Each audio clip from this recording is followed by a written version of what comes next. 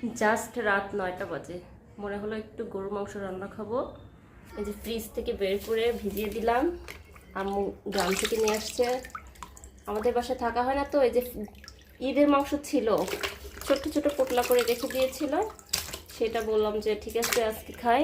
ওই থাকা হয় না, ফ্রিজের চেপায় পড়েছিল, নিয়ে আসা হয়েছে, এখন রান্না করব।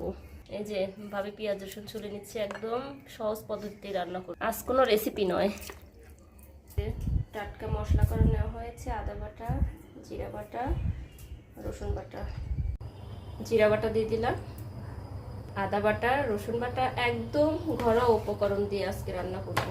লবণ, হলুদের গুঁড়া, মরিচের গুঁড়া, একটু ঝাল ঝাল করবো, ধনিয়া গুঁড়া মন যখন খেতে চাই আমি তখনই করে ফেলি আর কি। তেল দিয়ে দিচ্ছি পরিমাণ মতো, মাংসটা মাখিয়ে নিব।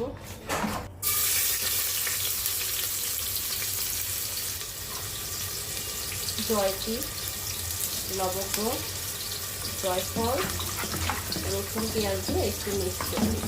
তেজপাত দেওয়া হয়েছে, সুন্দর করে মাছটা ম্যারিনেট করে নিলাম। কখন সাদা এলাচ দেওয়া হলো, দারুচিনি, মশলাটা এখন দিয়ে দেবো।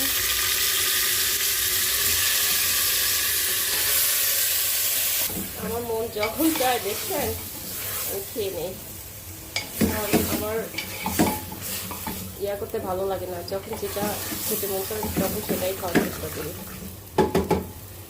এই তো রান্না কিন্তু কমপ্লিট হয়ে গেছে, আর একটু ঝোল ঝোল খাবো। এখন আমি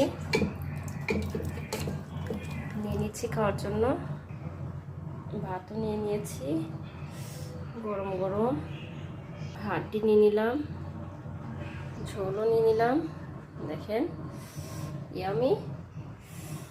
তাহলে এখন খাওয়া শুরু করি, আল্লাহ হাফেজ। যে এখন খাচ্ছি কিন্তু গরুর হচ্ছে জিব্বা বলে, এত টেস্ট খেতে।